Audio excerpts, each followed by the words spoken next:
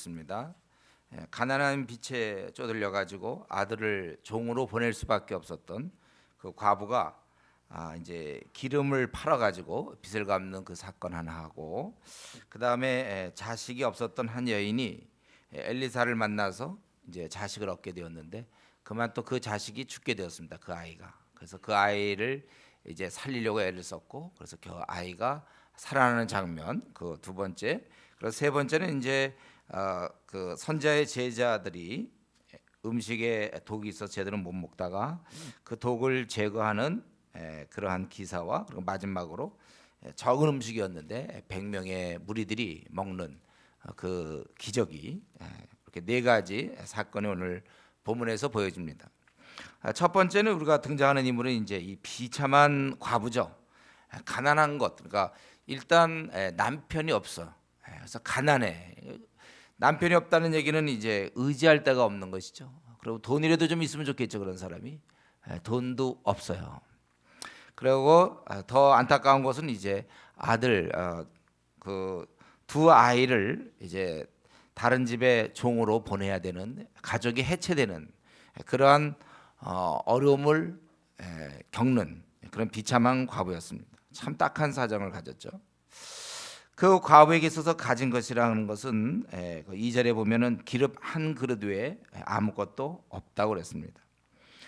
그래서 엘리사가 얘기하기를 너는 그러면 이웃에 가서 그릇들을 다 빌려오라. 빈그릇 조금 가져오지만 많이 가져와라.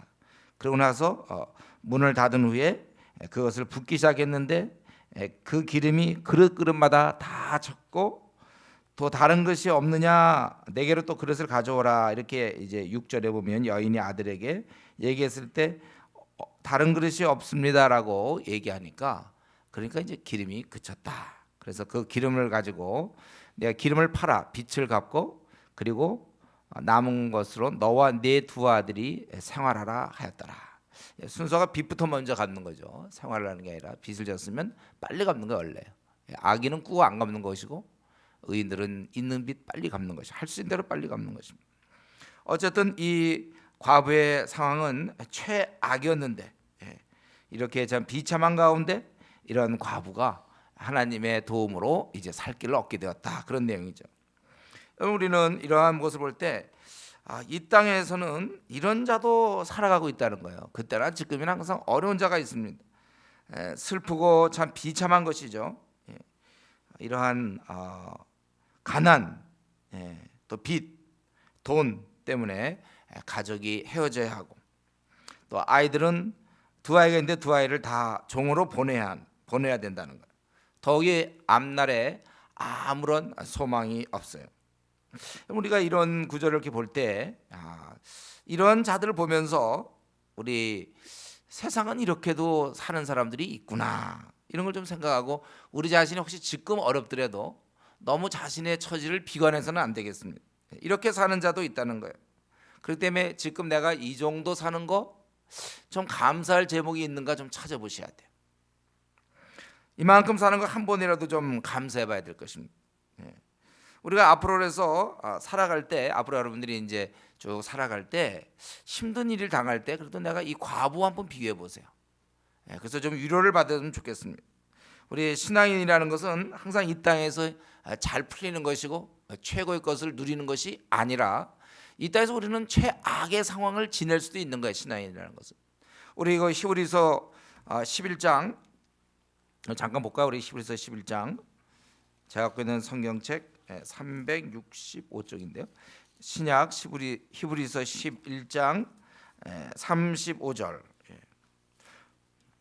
히브리서 11장 35절. 그 앞부분에서는 지금 계속해서 이 승리하는 모습들, 승리하는 모습, 거의 32절에 보면 내가 무슨 말 더하리요, 기드온, 바락, 삼손, 입다, 다윗 및 사무엘과 선지자들의 일을 말하려면 내게 시간이 부족하려다. 그들은 믿음으로 나라들을 이기기도 하고 의를 행하기도 하며 약속을 받기도 하고 사자들의 입을 막기도 하며 불의 세력을 멸하기도 하고 칼날을 피하기도 하며 연약한 가운데서 강하게 되기도 하고 전쟁에 용감하게 되 이방 사람들의 진을 물리치기도 하며 여자들은 자기의 죽은 자들을 부활로 받아들이기도 하며, 또 어떤 이들은 이제 이렇게 쭉 막 승리하는 모습도 있고, 어떤 이들은 다 의인들인데 믿음의 사람들인데 더 좋은 부활을 얻고자 해 심한 고문을 받되 구차히 풀려나가기를 나기를 원하지 아니하였으며 또 어떤 이들은 조롱과 채찍질 뿐 아니라 결박과 옥에 갇히는 시련도 받았으며 돌로 치는 것과 톱으로 켜는 것과 시험과 칼로 죽임을 당하고 양과 염소의 가죽을 입고 유리하여 궁핍과 환난과 학대를 받았으니 이런 사람은 감당하지 못하나 그들이 광야와 산과 동굴과 토굴에 유리하였느니라. 우리가 여기서 보면 신앙이 이렇게 두 종류로 사는 걸 볼 수 있습니다. 이들은 더구나 굉장한 그 의인들이었어요. 한쪽은 막 승리하고 막 이런 거지만 사실은 둘 다 승리했는데 한쪽은 굉장히 고통 가운데 그것을 참았다는 거예요. 이겨냈다는 거예요. 신앙을 버리지 않고 그들이 살아갔다는 것입니다. 그래서 우리가 이 땅에 사는 동안 어째서 우리는 항상 성공만 잘 풀려나가는 것에만 집착합니까? 우리가 이런 신앙을 좀 버려야 되겠어요. 우리 내가 가는 길은 항상 뭐가 잘 길이 꼭꼭 열려야 되는 걸로만 왜 우리가 생각을 하죠? 애당초에 우리는 그런 생각을 할까요? 우리 이 땅에서 어쩌면 남들보다 훨씬 주님 안 믿는 사람보다 훨씬 가난하게 살 수 있고 훨씬 일이 안 풀릴 수도 있고 뭐 훨씬 직장이 잘 안 되고 훨씬 결혼 문제가 잘 안 될 수 우리가 있는 거예요. 우리가 이런 걸 좀 인정해야 돼. 그렇지만 우리는 우리의 신앙을 가지고 밀고 나가는 것입니다. 우리 군대도 보면요, 어떤 사람 좀 카투사 아주 편한 보직이 있는 사람이 있고 어떤 사람 막 특전사 막 산악부대 힘든 사람이 있어요. 그래도 우리 군대에서 하는 얘기 늘 있어요. 국방부 시계는 돌아간다. 어차피 해봐야 이제 우리는 그때는 3년이었는데 이제 지금은 2년인가요? 어쨌든 2년 지나면 끝이에요. 우리가 이 나그네 길에서 뭐 잘 풀릴 수 있습니다. 내가 원하는 대로 딱딱 되고 시험 뭐 고시 뭐 잘 되고 뭐 결혼도 내가 원하는 대로 탁탁 될 수도 있고 또 반대의 경우도 우리에게 있을 수 있다는 거예요. 그래서 우리는 지금 우리가 지금 살 때 현재 힘들어하는 사람이 있습니까? 그때 이 과부랑 비교해 보세요. 일단 남편이 죽지 않았습니까? 얼마나 힘들겠어요. 근데 가난해. 가난도 힘든데 빚을 졌기 때문에 그건 빠져나올 수가 없어. 거기다가 지금 자기가 의지하고 있는 보통 구약시대 때 과부의 소망은 아들이었습니다. 그 아들조차 다 빼앗겨 버려야 돼. 더구나 종으로. 아무런 소망이 없는 이런 사람도 그 당시에 살고 있었다는 사람. 그 당시에 이런 사람이 미치지 않고 우울증에 빠지지 않고 그건 잘 모르겠지만 하여튼 그들이 살고 있었다는 거. 우리가 이런 생각을 좀 하면서 너무 내 상황에 대해서 좌절하지 말길 바랍니다. 그런데 한 가지 우리는 이 과부에게서 한 가지, 그는 이 땅에서 아무것도 없었지 않았습니까? 그가 다 뺏겼다고 볼 수 있죠. 남편도 빼앗기고 돈도 빼앗기고 다. 그리고 이제 그나마 있는 아들도 빼앗길 형편이지만, 근데 이 과부에게는 지금 이 기름 한 그릇 말고 또 한 가지가 더 있었다는 걸 우리가 성경에서 보게 돼요. 그것은 바로 과부의 신앙을 갖고 있었다는 거예요. 다 없었는데 그는 신앙을 갖고 있었죠. 1절에 보면 당신의 종이 여호와를 경외하는 줄을 당신이 아시는 바니이다. 그 당시 배도의 물결이 있었고 하나님을 떠난 자들이 많고 엘리야 엘리사로 이어지는 아주 그 당시 종교적 배도와 타락 그런 상황 속에서도 이 과부는 신앙을 갖고 있었다는 거예요. 하나님을 경외하고 있었다는 것입니다. 그래서 그는 바알신을 찾은 것이나 이방의 어떤 사제를 찾은 것이 아니라 하나님의 종 엘리야를 찾아가서 부르짖었습니다. 한 여인이 그를 엘리사에게 가서 자신의 처지를 하소연했다는 것입니다. 그래서 결과는 뭐예요? 우리가 7절까지 오늘 읽어본 결국은 살 길을 얻었다는 것입니다. 지금 이 사건은 시청각 교육용입니다. 오늘 사는 지금 벌써 이 시대와 지금 몇천 년 지난 오늘 이 시대에 사는 사람들에게도 동일한 메시지입니다. 하나님에 대한 한 가지 신앙은 다른 100가지 1000가지보다 귀한 것이고 그 한 가지 신앙은 우리가 모든 것을 다 잃어도 결코 우리를 망하지 않게 한다는 것입니다. 이 신앙이 모든 것을 대신한다는 거예요. 하나님을 의지하면 이 땅의 모든 절망, 모든 슬픔 그것을 해결할 수 있다는 것입니다. 하나님의 신앙을 갖고 있다면 살 길이 있다는 말과 같은 말이에요. 소망을 가질 수 있다는 말과 같은 말입니다. 요즘 목사님 요즘처럼 우리 경제적으로 막 어렵고 막 끝이 잘 안 보이는 것 같아요. 과연 월급을 제대로 받을 수 있을까요? 혹시 직장에서는 뭐 감원되는 것이 아닙니까? 이제 처자를 데리고 내가 어떻게 먹여 살려야 됩니까? 뭐 IMF보다 더 심하다고 하던데요. 뭐 우리 뭐 그런 얘기 많이 할 수 있어요. 그거는 이제 안 믿는 사람이 그러면서 참 이제 낙심되고 어떡할까? 우리는 그러면은 하나님께 기도하는 것이죠. 요즘 대학을 졸업하시면 취직이 되나요? 네. 또 우리 국제 정세 뭐 우리나라를 둘러싸여 있는 여러 정세들 살펴보고 또 당장 이 코앞에 이 북한이 핵을 갖고 있는데 이 핵 문제 지금 5년째 6년째 계속 풀리지 않지 않습니까? 풀 수도 없고 이거 참 뭐 아니면 가까이 자기 집안의 어떤 꼬인 문제라든가 해도 정말 이 해결 기미가 보이지 않는 상황들. 그래도요 우리는 넉넉히 이길 수 있다는 거예요. 넉넉히 이길 수 있다는 거예요. 이러한 상황들은 우리가 계속 기도로 몰고 가는 것이죠. 하나님을 의지하는 자는 사는 것입니다. 절망 속에서 헤쳐나가는 거예요. 그래서 우리는 좀 이러한 경제적 어려움이라든가 우리 주변을 싸고 있는 여러 가지 문제에서 좀 의연할 필요가 있어요. 의연하게 뭐 어차피 나그네께서 이보다 뭐 더한 문제도 앞으로 생길 수 있겠다. 더한 문제 생길 수 있는 뭐 지금 이 지구상에는 우리가 이렇게 먹고 사는 동안 한 10억 이상이 막 제대로 못 먹고 굶주려 살고 있지 않았습니까? 그런 사람도 있는데 뭐 우리도 어쩌면 그렇게 될 수도 있는 거고 뭐 우리가 이런 여러 가지 상황 속에서도 우리는 좀 꿋꿋하게 살 필요가 있어요. 너무 이렇게 요동하지 하면 안 됩니다. 이걸 그냥 우리가 받아들이는 거예요. 다만 우리가 아는 것은 뭡니까? 하나님은 우리 편이시고 나를 돕는 자시다. 자, 한번 따라해 보겠습니다. 하나님은 나를 돕는 자이시다. 나를 돕는 자이시다. 네. 이걸 우리가 꽉 믿어야 돼요. 하나님은 나를 돕지 그럼 나를 방해하는 자겠습니까? 우리는 답답할수록 더 기도로 나아가면 돼요. 세상 사람들이 불쌍하죠. 네, 세상 사람들이. 저도 기도로 나아갈 수가 없으니까. 우린 기도가 있습니다. 네. 결국 이 어려운 때란 뭘 얘기하는 거예요? 너 기도할 때다. 이거에 대한 지시란 말이죠. 그에 대한 신호에 불과하다는 거예요. 이 어려운 때라는 것은 우리 보고 한숨 쉬라는 때가 아니라 내가 닥친 여러 가지 어려움을 꽉 막힘 답답한 현실은 너 지금 기도할 때라는 신호라는 거예요. 그러니까 이 다행히 이 과부는 딴 건 다 없어도 믿음이 있어서 엘리사에게 나왔고 하나님의 종에게 나왔고 결국은 그래서 기적을 체험하면서 문제가 해결되는 것입니다. 기적을 우리가 이왕 문제 해결될 때 기적을 좀 체험하면서 해결하면 좋겠어요. 어려운 문제 그렇기 때문에 어려운 문제가 거의 막바지에 이르러서 딱 기적이 일어나서 해결돼야 되는 거예요. 우리는 이런 데서 늘 새기는 문제 이런 질문이죠. 왜 그는 하나님을 이렇게 잘 섬기는데 당시에 그런 배대에 묶여서 왜 남편이 죽었어야 되는가?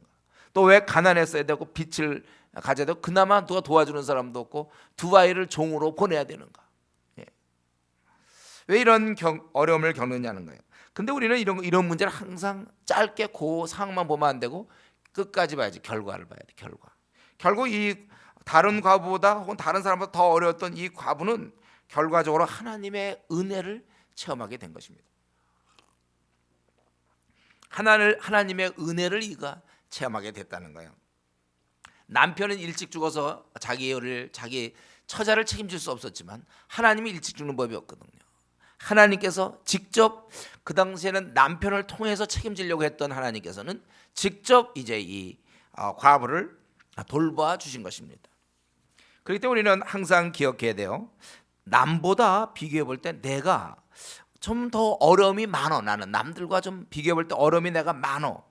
그렇다면 그것은 하나님의 은혜를 더 많이 경험할 수 있는 그런 체험할 수 있는 자가 된다는 거예요. 그렇기 때문에 사실 우리가 이 어려움 속에서 신세 한탄할 것이 아니라 오히려 돕는 은혜를 기대하고 있어야 됩니다. 그래서 우리는 어려울수록 힘든 일이 꼬일수록 이제 하나님의 돕는 은혜가 크겠구나. 우리가 그걸 생각해야 돼. 그래서 우리가 어려울 때는 불평이 아니라 기대해야 됩니다. 기대. 하나님이 어떻게 하실까 하는 기대감을 갖고 있어야 돼요. 어쩌면 내가 남보다 더 어려움을 겪었다는 것은 이 말을 동의할지 모르지만 그건 특별한 하나님의 사랑을 입었기 때문에 그렇게 어려움을 겪는 거예요. 이 고난도 은혜의 숫자에 들어가는 거예요. 고난 자체가. 그러니까 내가 남보다 어려움을 많이 겪으면 그 숫자가 다 은혜 받는 숫자예요. 고난은 원래 은혜 아닙니까? 성경에 고난은 은혜예요. 그래서 내가 남보다 비교해 볼 때 훨씬 더 많은 어려움을 겪는다. 난 왜 이렇게 어려움을 많이 겪었는가? 한번 생각 바꿔보세요. 그 어려움이 가만 보면 하나님의 은혜로 덧입혀진다니까. 그 어려움들 때문에. 오히려 그러니까 하나도 어려움 없이 그냥 잘 지내는 사람들이 있죠. 지금 좋아하는 사람들 그냥. 너무 입이 잘 풀리고 그냥 싱글벙글 이러는 사람들. 웃고 있는지 모르지만 사실 그거 어쩌면 울어야 될지 몰라요. 하나님의 은혜를 체험할 기회가 없어. 다 이 고난을 통과해서 다 좋은 사람이 되는 거고, 고난을 통과해서 하나님이 쓰는 사람이 되는 거예요. 오히려 이 다른 사람들에 비해서 이 과부는 너무 어려웠기 때문에 기이한 체험을 하는 거 아닙니까? 이 기름이 마르지 않아 계속 쏟아오는. 아마 평생 남은 평생을 그는 하나님을 잘 섬겼을까? 이 배도의 물길 속에서 신앙을 지키고 천국 들어가기 좋은 그런 신앙을 그가 가진 걸 것입니다. 그렇기 때문에 여러분, 현재 내가 이거 사방을 둘러싸 보니 완전히 이건 꽉 사방에 우겨쌈을 당한 것 같고 꽉 막혀 있는 것 같아요. 잘 생각하세요. 이럴 때 이게 과연 비참한 것인가? 과연 이럴 때 한숨으로 대처하는 게 그게 성도의 마땅한 바인가? 기도로 나가야죠. 오히려 좀 기대감을 속으로, 상황 굉장히 안 좋아도 속으로 좀 기대감을 가지세요. 제가 원래 그런 일 많이 한다고 그랬잖아요. 지금 머릿속으로는 큰일 났어요. 생각해보면 상황을 들여다보니까 진짜 큰일 났어, 머릿속은. 그러나 마음적으로는 기대가 된다니까요. 좀 제가 정신이 이상한 사람인가? 머릿속으로는 이거 참 큰일 났구나, 상황을 보니까 참 이거 암울해. 그러나 마음속으로는 그러나 기대감이 생겨. 이제 뭔가 하나님 하시겠구나. 큰일이 벌어졌는데 대안이 사실 별로 없는데 하나님 이제 뭐 하시겠구나, 이런 기대감. 여러분 그렇게 하세요. 그런 기대감을 가지세요. 하나님께서 살아계신 분이에요. 돕는 자시기 때문에. 그리고 이제 두 번째는 수넴 여인. 수넴 여인의 그가 그 엘리사를 잘 대해줘요. 그가 보니까 그는 이제 그가 거룩한 사람인 줄 알았다는 거예요. 9절에 하나님의 종인 줄 알고 잘 이제 대해줬습니다. 그래서 이 여자의 특징은 이렇게 뭘 간권하는 스타일이에요. 그래서 자꾸 그걸 자기가 옳다고 생각하면 자꾸 얘기하는 것이죠. 그래서 그 지나가는 엘리사를 붙잡고 간권하게 음식을 먹게 하였고, 또 남편을 좀 얘기를 해서 우리가 그 작은 방을 담리에 만들고 침상과 책상과 의자와 촛대를 두사이다. 그가 우리에게 이르면 거기에 집에 살 수 있도록 그렇게 하고. 그래서 아마 이 엘리사에게는 좋은 휴식처가 될 수 있겠고, 또 음식을 먹을 수 있는 이제 그러한 거예요. 여기서 이 수넴 여인, 수넴은 우리가 그 열왕기상 1장에 보면 그 아비삭이라고 있죠. 수넴 여인 아비삭. 수넴, 아마 이것은 이스라엘의 영토에 있는 것 같아요. 그래서 그 이스라엘 근처라고 보통 얘기하고 있는데, 거기에 이제 엘리사가 이런 대접을 받으니까 이 여인을 좀 뭔가 좋은 일을 해주고 싶어서 알아본 거예요. 그래서 사환에게 가서 물어보라 그러는 거죠. 자기가 직접 하면 또 말하기 어려우니까 사환 게하시를 이제 통해서 물어보니까 뭐 여러 가지 뭐 필요한 게 뭐 있느냐, 아마 행정적으로 뭐 필요한 거 있느냐, 13절 왕에게나 사령관에게 무슨 구할 것이 있느냐. 아마 이때 엘리사는 그 윗선에 있는 사람과 잘 알았는지 모르겠어요. 그러니까 나는 내 백성 중에 거주합니다. 뭐 그런 거 다 필요 없습니다. 그래서 뭘 할까 이렇게 하다 보니까 이 게하시가 얘기하기를 여자는 구한 것 같지 않은데 그 여인은 아들이 없고 그 남편은 늙었다. 즉 아기를 낳을 가능성이 없다는 것이죠. 그러니까 다시 부르라. 그리고 엘리사가 한 해가 지나면 다음 해에 내가 아들을 안으리라. 그러니까 여인이 아니로소이다. 내 주 하나님의 사람이요 당신의 계집종을 속이지 마옵소서 하니라. 어떻게 아기를 가질 수 있느냐. 그러나 그 다음 순간 과연 한 해가 지나서 이제 엘리사가 말한 대로 아들을 낳게 되었다는 거예요. 그래서 여기까지는 참 좋았죠. 이건 정말 웬 떡입니까? 좀 대접했더니 너무 큰 선물을 얻었어요. 아들을 얻었어요. 사실 이 아들은 그 당시에 쉽게 얘기하면 노후 보장이 되는 거예요. 이 아들이 다 이제 후손이 있어줘야만 이게 사는 거. 그런데 그 아이가 자라서 한 번은 어땠습니까? 자꾸 내 머리야 내 머리야 그 아버지한테 가고 머리야 해서 데려가매 20절에 보니까 나까지 어머니의 무릎에 앉아 있다가 죽었다는 거예요. 근데 그만 그 아이가 죽겠어요. 그랬을 때 이 여인은 거기서 울며 불며 난리친 것이 아니라 이 아들을 하나님의 사람 침상 위에 두고 문을 닫고 그리고 이제 만나러 가는 것입니다. 그래서 남편에게 내가 갔다 오겠다, 하나님의 사람에 달려가겠다. 그러니까 남편이 초하루도 아니고 안식일도 아닌 걸 왜 그러느냐. 그러니까 여인이 이르되 평안을 비나이다. 아마 여기서 무슨 자세하게 무슨 거짓말 시킨 것보다는 더 이제 얘기 좀 안 하려고 그냥 빨리 내가 하여튼 좋은 일로 지금 가는 거다. 가서 자기가 생각할 때는 꼭 필요한 일이라고 생각해서 그렇게 얘기하고, 그 다음에 그 사환에게 절대로 길을 멈추지 말고 달려가라. 그래서 드디어 갈멜산으로 대략 아마 따져 보니까 한 40km에서 50km 정도 되는 것 같아요. 그거를 막 가가지고 갔는데 멀리서 엘리사가 이제 보게 된 것이죠. 그래서 평안하냐고 이제 그 게하시아 가서 맞이하면서 물어봤을 때 여인이 평안하다. 여기서 시간을 좀 뺏기지 않으려고 하는 것이죠. 그래서 산에 이르러 하나님 사람에게 나가서 그 발을 아는지라. 게하시가 가까이서 그를 물리치고, 약간 좀 이거는 좀 경건치 못한 행동일 수도 있고 무리한 행동일 수 있다는 거. 물리치고자 할 때 가만두라. 그의 영혼이 괴로워하지만은 여호와께서 내게 숨기시고 이르지 아니하셨도다. 그래서 아직 이 엘리사는 이 아들에게 무슨 일이 있었는지 모르는 것입니다. 그러니까 여인이 이제 왜 나를 내가 언제 아들을 구했냐 이거죠. 나를 속이지 말라고 내가 말하지 아니하다니까 이렇게 얘기하는 걸 보면서 아마 이때쯤 그 엘리사는 이 아이가 뭐 어떤 문제가 생겼거나 아니면 죽어간다고 생각했는지 그 문제를 확실하게 죽은 걸로는 이해하지 못한 것 같아요. 왜냐하면 거기 32절에 보니 엘리사가 집에 들어가 보니 아이가 죽었는데, 물론 이제 그 전에 이제 얘기를 들었죠. 깨지 아니하였다. 어쨌든 그래서 게하시에게 네가 가라. 그리고 그랬는데 그 여인은 그 게하시와 같이 가는 것이 아니라 당신이 가지 아니하면 자기 떠나지 않겠다. 강권하는 거예요. 당신 내가 떠나지 않겠다. 게하시 정도 보내는 것 갖고 지금 될 문제가 아니라고 생각한 거죠. 이건 지금 너무 애에 있어서 애를 지금 애가 죽었는데 그걸 살려야 되니까. 그리고 실제로 게하시는 가보니까 게하시는 그런 능력이 없었어요. 그리고 엘리사가 들어가 보니까 침상에 눕혔는데 들어가서는 문을 닫으니 두 사람뿐이라. 엘리사가 그래서 이제 이 엘리사가 이 아이를 살리죠. 33절에 여호와께 기도하고 그 아이 위에 올라가 엎드려 자기 입을 그의 입에 자기 눈을 그의 눈에 자기 손을 그의 손에 대고 그의 몸에 엎드리니 아이의 살이 차차 따뜻하더라. 엘리사가 내려서 집안에서 한 번 이리저리 다니고 다시 아이 위에 올라가 엎드리니 아이가 7번 재채기하고 눈을 뜨는지라. 그래서 엘리사가 게하시를 불러 저 수넴 여인을 불러오라 하니 곧 부름에 여인이 들어가니 엘리사가 이르되 네 아들을 데리고 가라 하니라. 여인이 들어가서 엘리사의 발 앞에서 땅에 엎드려 절하고 아들을 안고 나가니라. 결국 이 엘리사가 가서 하나님께 기도하고 이 아이를 살리게 되고, 이 여인은 이제 땅에 엎드려 절하고, 여기서 이제 모든 감사가 표현되는 거겠죠. 그리고 아들을 안고 간다는 것입니다. 여기서 우리는 눈에 두드러지는 것은 물론 이 엘리사가 죽은 자를 살렸다 이거 있겠죠. 그러나 우리는 여기서 한 가지 더 보고 싶은 것은 바로 이 여인이에요. 여인의 믿음.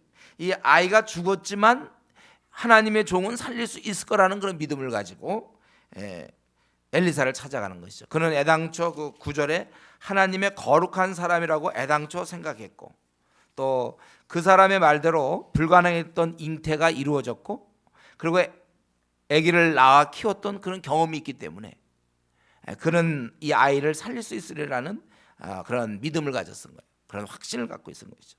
그래서 아이가 죽자 여기서 정말 막 그 졸도를 하고 막 낙심하고 울고 절망하고 이제 아기 죽었으니 끝났다 이런 것이 아니라 오히려 서둘러 전심 아주 그냥 전력을 다해서 이 엘리사에게 달려가는 것입니다. 그래서 오지 않으려고 했던 그 엘리사를 강권하여 집으로 오게 했고, 결국 아이를 다시 살리게 되는, 그 자기의 사랑하는 아들이 살아나는 그러한 축복을 경험하게 되는 것입니다. 우리는 여기서 이 여인을 통해서 배워야 될 점이 그것이죠. 기도할 때, 어떤 것을 간구할 때, 하나님께 어떤 것을 자기가 간절히 탄원할 때는 그것을 해결될 줄로 믿고 전적으로 매달려야 된다는 거예요. 적당히 한번 기도해보고 되면 되고 아니면 뭐 말고, 안 돼도 할 수 없고 이런 것이 아니라 정말 우리가 간구하는 것을 좀 간절히 구해야 된다는 것입니다. 간절히 간구한다는 것은 그만큼 하나님을 더 신뢰한다는 것이죠. 이 하나님 외에는 이 문제를 풀어줄 분이 없다라는 고백이죠. 더 간절히 하나님께 간구하는 거예요. 우리 베드로는 옥에 갇혔고 교회는 그를 위하여 간절히 하나님께 기도하더라. 우리 사도행전 12장에 보면 그 말씀 나오죠. 간절히, 왜냐하면 옥에서 나와야 되니까 간절히. 또 그러다가는 야곱처럼 죽을까봐 교회는 간절히 그렇게 기도했다고 그랬습니다. 원래 우리 성도님들 원래 기도는 간절히 하는 거예요. 그냥 편안하게 앉아서 주님, 졸다가 그냥 또 주여 주십시오. 저 하는 동안다가 또 이러다 잡생각하다가 기도는 간절히 하는 겁니다. 원래. 물론 하나님이 간절히 해야만 들어주고 그런 건 아니에요. 그러나 우리는 우리 편에서는 어떤 문제를 놓고 좀 간절히 좀 기도해야 돼요. 하는 둥 마는 둥 하는 기도하지 마세요. 이제부터 앞으로 여러분들 기도할 때는 간절히 하십시오. 우리는 기도 없이는 단 한 발짝도 앞으로 나갈 수 없다. 좀 그런 마음을 가져야 돼. 내가 기도 없이는 절대로 일이 진척이 될 수 없다. 기도 외에는 아무런 방법이 없다.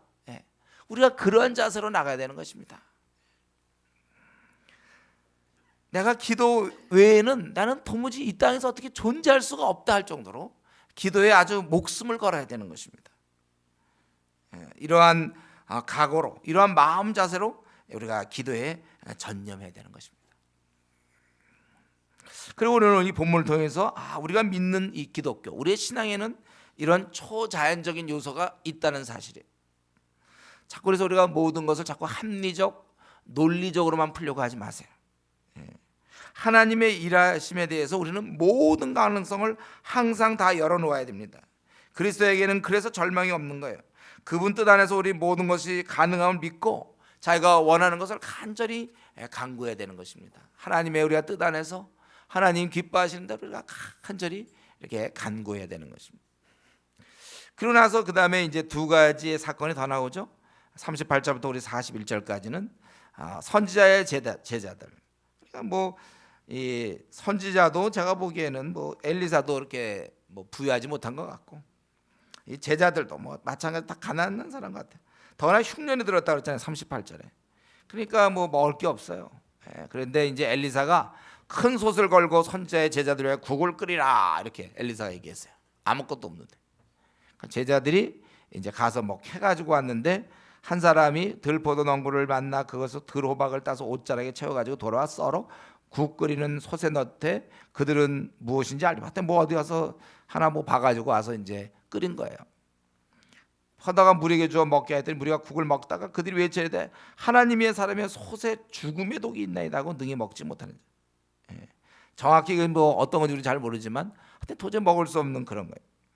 그래서 엘리사가 그러면 가루를 가져오라 하여 솥에 던지고 이르되 퍼다가 무리에게 줘 먹게 하라 하며 이에 솥 가운데 독이 없어졌니라. 가뜩이나 허기진 이 배에 사실이 좀 제대로 좀 먹어보려고 그랬는데 물론 이게 좋은 요리도 아니잖아요. 그래서 그러나 그것조차도 먹기가 어려운 상황에서 배고픈 그들에게 그것을 이제 독을 제거함으로써 먹게 했다. 그 사건이고, 그 다음에는 40부터 44절 마지막까지는 어떤 한 사람이 바알 살리사에서부터 와서 처음 만든 떡 곧 보리떡 20개와 또 자루에 담은 채소를 하나님의 사람에게 드린지라. 그가 이르되 무리에게 주어 먹게 하라. 이 무리가 이 제자들인지 아니면 우리 잘 모르겠어요. 어쨌든 무리에게 주어 먹게 하라 그랬어요. 그랬더니 그 사관이 이르되 내가 어찌 이것을 100명에게 주겠나이까 하나 엘리사는 또 이르되 무리에게 주어 먹게 하라. 여호와의 말씀이 그들이 먹고 남으리라 하셨느니라. 그가 그들 앞에 주었더니 여호와께서 말씀하신 대로 먹고 남았더라. 우리 그 신약 때 우리 오병이어 기적이 생각나죠? 먹을 게 도저히 안 되지만 5개의 떡과 2마리 물고기 2마리로 5,000명을 먹이고 이렇게 먹였던 그것이 우리 그런 기적이 떠올리는데, 이때도 마찬가지로 20개의 보리떡 자루에 담은 채소가 있는데 그걸로 100명을 먹이고 남았다. 그래서 기적이 일어난 거예요. 사실 두 가지가 다 기적이죠. 가루 던져서 이제 독을 없애는 거와 먹을 수 없던 것을 먹게 하는 것과 애당초 부족한 것을 충분히 먹게 하는 것. 이 두 가지 다 어쨌든 이 물이 이 엘리사 근처에 있던 사람들 다 물이나 제자나 먹였던 것입니다. 사실 먹는 문제가 이 땅에서 우리에게 참 중요한 문제죠. 근데 이제 이 문제를 해결한 것입니다. 우리는 지금 이 사건, 물론 여기 이제 이 사건뿐만 아니라 앞에서 얘기한 이 네 가지 이런 사건, 기적들, 우리가 이것을 통해서 분명히 깨달아야 될 것이 있습니다. 하나님의 종이 있는 곳에는 어떤 문제든지 해결된다는 거예요. 이게 상징이죠. 즉 하나님께 나아가면, 하나님께 고하면 해결된다는 것입니다. 이것은 이 엘리사를 통하여 하나님의 성품이 드러나는 거예요. 결국은 하나님의 능력과 성품이 드러납니다. 하나님의 성품, 우리에게 좋은 거 주신다는 거. 여러분 이 사실을 여러분 절대로 이거 외에 딴 거 기억하지 마세요. 하나님 나에게 좋은 것만 주신다. 참 나를 위해서 좋은 것만 주신다. 그럼 이제 또 이 순간에 고난은 어떻게 되나? 요것 때문에 이 생각이 더 발전을 못해. 고난이 좋은 거라니까요. 그러니까 우리는 앞날에 대해서 그냥 무조건 좋은 거예요. 좋은 것만 주시는 거예요. 불치병을 얻었다.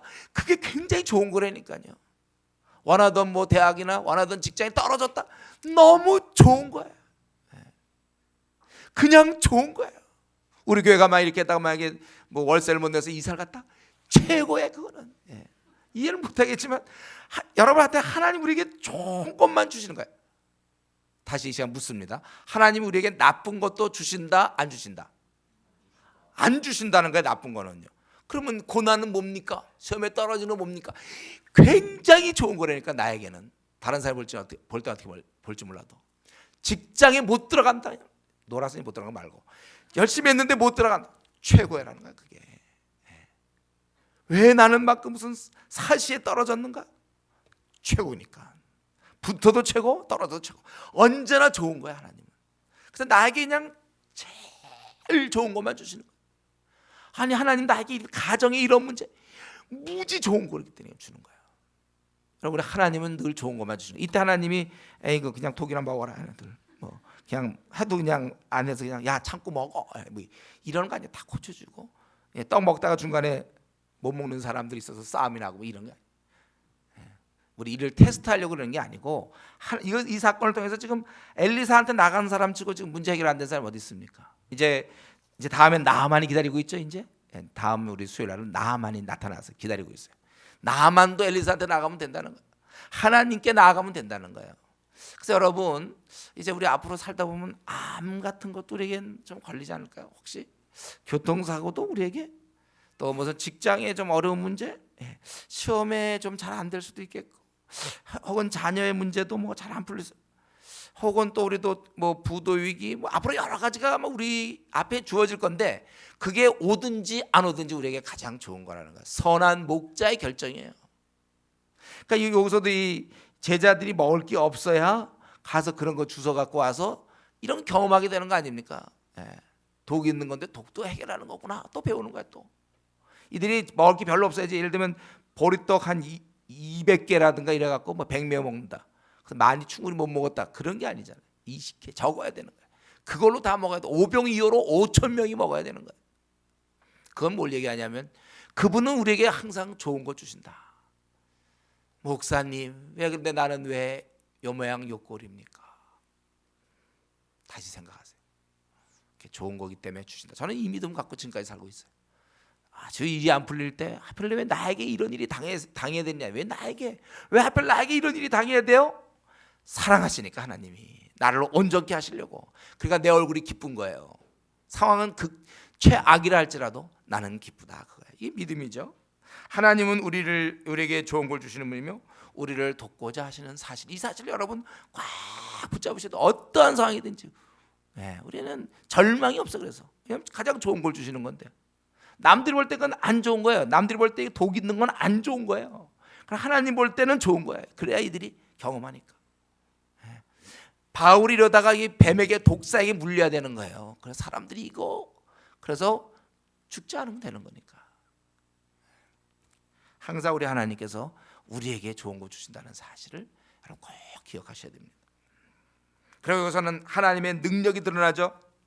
사람이 이렇게 기름을 계속 부어줘서 먹고 사는 문제라든가 또 이렇게 애가 태어나고 또 죽고 살고 또 이렇게 먹고 이런 모든 문제, 이 모든 것은 하나님이 결정하시는 겁니다. 하나님이 이루어 주시는 거예요. 그렇기 때문에 우리 다시 한번 내가 진실로 이 땅에서 내가 먹고 입을 거 걱정하지 않겠다. 요즘같이 경제적 위기 뭐 하더라도 어쨌든 나는 걱정하지 않는다. 왜냐하면 주님 약속하신 것이 있어요. 너희가 먼저 그의 나라를 구하면. 신앙에 우리가 바탕을 두고 나가면 하여튼에 굶는 것 같지만 결국 먹을 거예요.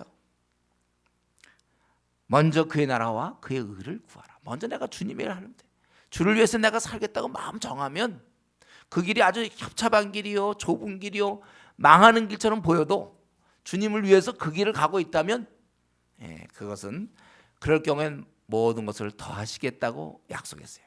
그래서 여러분 한번 역사의 인물을 보시죠. 우리 신앙의 인물 중에 주님의 일 해가지고 굶어 죽었습니까? 누가? 다 살잖아요. 바울 같은 경우 다 살고, 그다음 초대교회 때도 다 사는 거예요.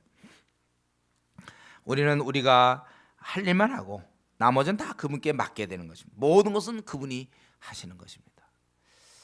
제가 사실 이제 대학을 졸업하고 이제 시험을 쳤을 때, 그 시험 칠 때 아주 중요한 시험이었는데 그거 떨어지면 어떡할까 그런 생각을 했어요. 그때 제가 시편 25편 말씀, 주를 의뢰하는 자의 수치를 당치 않게 하리라는 그 고백. 떨어지는 것이, 그러면 내가 많이 떨어진다면 떨어지는 것이 하나님의, 나는 이유를 모르겠지만 그 수치를 당치 않게 하시겠다는, 내가 하나님을 의뢰하고 있었기 때문에 수치를 당치 않게 하리라. 그 말이 꼭 뭘 붙는다거나 꼭 직장이 잘 된다거나 뭐 승진한다 이런 개념이 아니라니까요. 어쨌든 떨어지는 것이 수치를 당치 않게 하는 거예요. 일이 잘 안 풀리는 것도 수치를 당치 않게 하는 거라니까. 그러니까 우리는 풀려도 되고 안 풀려도 돼요. 어쨌든 나는 하나님을 의지하고 나갈 때 내 주위에서 모든 벌어지는 상황은 다 하나님이 가장 좋은 것을 나에게 주시는 것이다. 이 믿음을 갖고 앞으로 우리가 40년 50년을 살아야 된다는 것입니다. 한 가지만 더 말씀드리고 오늘 말씀 마치겠는데요. 우리 그 엘리사는 결과적으로 우리가 보니까 이 땅에 있을 때 주위 사람들에게 많은 유익을 끼쳤다는 것입니다. 물론 그 자신에겐 그런 능력이 없어요. 그러나 하나님께서 엘리사를 통해서 일을 하셨다는 것이죠. 중요한 건 겁니다. 저와 여러분, 하나님 나를 통해서 일할 수 있도록 내가 경건한가 이거예요. 왜 우리 미지근한 자들이 손해입니까? 그는 하나님의 능력이 임해서 그를 통해서 나올 게 없어요. 미지근한 자를 통해서 하나님이 일하지 않거든요. 이게 참 문제예요. 그러니까 여기서 중요한 것은 내가 정말 축복의 통로가 되느냐 못 되느냐. 내가 한 번 살 때 가장 의미 있는 삶은 나를 통해서 많은 사람이 이익을 얻는 건데, 내가 그만큼 깨끗하고 경건한 자인가, 내 머릿속이 너무 복잡하고 너무 이기적이고 너무 머리 굴리고 자기 것 챙기고 그 사용되겠습니까? 주님, 내가 여기 있으니 나를 써주십시오. 내가 뭐 괜찮습니다. 나를 써주십시오. 그러한 자, 주님께 다 내려놓은 자, 다 뭐 재물도 쓰시고요, 이것도 쓰시고 뭐 건강도 쓰시고 내 능력도, 내 직위 있습니까? 그거 다 쓰시고 다 쓰십시오. 이렇게 내려놓는 자, 그리고 자기가 세속에 물들지 않고 거룩을 추구하는 자, 이 시대의 음란함을 버리는 자, 세속적인 생각들을 버리는 자, 내 것 챙기는 이런 것들 다 내려놓은 자, 경건한 자, 깨끗한 자, 하나님 쓰시는 거예요. 문제는 그겁니다. 우리가 이 땅을 살아갈 동안 하나님의 사용을 받고 사느냐, 아니면 하나님의 사용을 받지 못한 채 살아가느냐. 바로 그거죠. 하나님의, 여기 보면은 이 엘리사는 바로 그런 능력의 통로가 됐어요.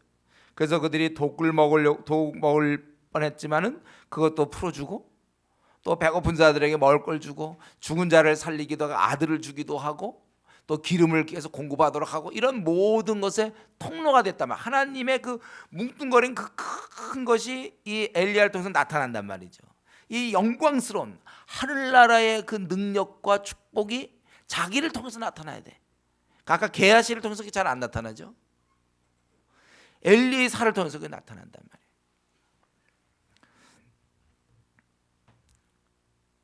나를 통해서 이런 일이 벌어진다는 것. 이 엘리사가 있을 때요, 주위 사람들은 얼마나 좋았을까. 나도 한번 내가 이때 태어났으면 저는 엘리사 근처만 밤낮 다닐 것 같아. 뭐 무슨 쫓아다닐 것 같아. 내 생각에 딴 거 다 놔두고 엘리사 근처만 쫓아다니면서 참 모든 문제 다 해결되잖아요. 야, 무슨 문제 있으면 얘기야.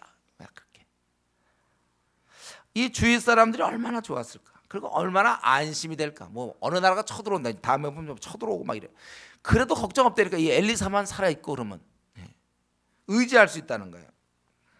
저는 이 시간에 그 엘리사, 우리가 이미 얘기했습니다. 이것은 결국 하나님의 종이었고, 이 말은 우리가 하나님께 그 당시 엘리사를 찾아갔던 사람처럼 지금도 우리는 동일하다고 그랬어요. 지금도 우리가 기도로서 하나님께 찾아가기 때문에 우리는 걱정이 없다고 그랬어요.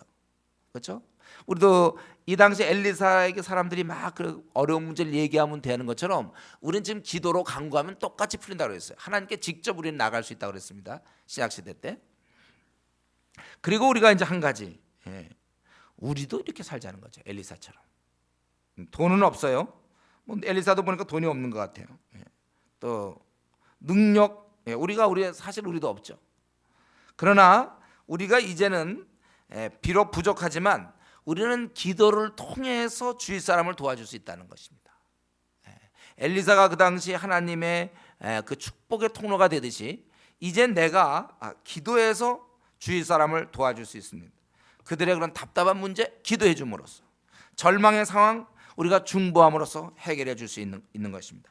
그래서 이 시간에 한번 우리 자신을 생각해 보세요. 내가 있음으로 안심되는가? 이 공동체, 직장이라도 내가 있음으로 막상 어려울 때 사람들이 다 의지를 하고 있는가? 나한테. 알게 모르게 내가 벌써 직장생활 2년째 3년째 하고 있으면 지금 좀 직장 사람들이 나 갖다 의지하고 있는가? 겉보기엔 내가 술도 안 먹고 뭐 이래서 그런 것 같지만 그래도 알게 모르게 나를 의지하고 있는가?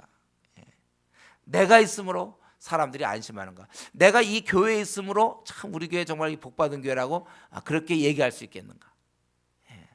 나 같은 사람이 교회의 구성으로 있는 것이 참 다른 사람들의 큰 위로와 격려가 되는가? 여러분, 우리가 이런 면에서 좀 자신이요, 내가 어떻게 하냐에 따라서 축복의 통로가 될 수 있거든요. 내가 엘리사와 같은 인물이 될 수 있단 말이에요. 내가 얼마나 대단한 존재인지를 좀 알았으면 좋겠어요. 여러분, 자기의 그런 원래 존재를 마음껏 써먹을 수 있는데 어쩌면 10% 써먹고 있는지 몰라요. 5% 써먹고 있는지 몰라요. 엘리사 같은 사람이 가만히 있으면 어떡합니까? 내가 하나님께 기도함으로 벌어지는 역사를 생각할 때 내가 얼마나 큰 존재인지, 위대한 존재인지, 대단한 존재인지 몰라요. 자기 자신이 지금 가동을 안 하고 있단 말이에요. 지금 가동만 하면 얼마나 많은 사람이 도움을 받을 수 있는데, 내가 예를 들면 뭐 직장을 갔다, 직장 우리 뭐 직원들이 50명이다, 매일 내가 50명 명단 놓고 기도하면 거기 큰 변화가 일어나는 거예요. 내가 만약 선생이다, 학교 뭐 교무실에 뭐 선생이 뭐 100명이든지 몇 명 있으면 그럼 매일 기도해 줘 보세요. 큰 역사 일어나는 거죠. 나에게 지금 그런 축복권이 있는데, 그러면서 축복권이죠. 이걸 내가 써먹지 않고 나도 그냥 일반 사람들처럼 그런 축복권이 없는 것처럼 가서 뭐 그냥 회사만 다니고 그냥 직장만 있고, 참 내 자신을 너무 효율성 그냥 제로, 너무 써먹지 못하는 거 아닌지, 우리 이것을 마음 아파할 수 있어야 돼요. 우리도 이 엘리사처럼 이 땅에서 기적을 일으키며 살아야 됩니다. 이 능력의 통로가 되고 많은 사람의 위로가 돼야 돼요. 얼마든지 우리도 그렇게 살 수 있어요. 바라기는, 그래서 우리가 이 나그네 길 가면서 하나님이 우리에게 주신 그 능력을 실컷 써먹고 우리가 주님을 만나야 되겠습니다. 지금까지도 벌써 20년 30년 우리 수없이 우리가 써먹고, 그래서 수많은 사람이 내 주위에서 도움을 받을 뻔했는데 내가 그렇게 기도해 주지 않았기 때문에 그들이 도움받지 못하는 거 아닌지, 내가 정말 더 원래 내 자신의 그 됨됨이, 내 자신의 그 기능을 좀 써먹어야 되겠고. 오늘 우리나라 850만 명 있는 이 나라가 왜 이 모양입니까? 성도들이 기도해야 되는데, 민족을 위해서도 기도하고, 북한 통일을 위해서 기도하고, 북한의 2200만 영혼들 위해서 기도해야 되고, 세계를 위해서 기도해야 되는데, 우리가 바로 축복의 통로, 내가 기도함에 따라서 내 주인은 바뀌고 내 주인은 복받는다는 사실을 우리가 잊지 말고 우리가 더욱 쓰임 받도록 기도해야 될 것이고, 내가 있으므로 내 주위의 모든 사람이 안심하고 정말 그러한 존재가 될 수 있도록 우리 하나님께 우리가 기도해야 되겠습니다.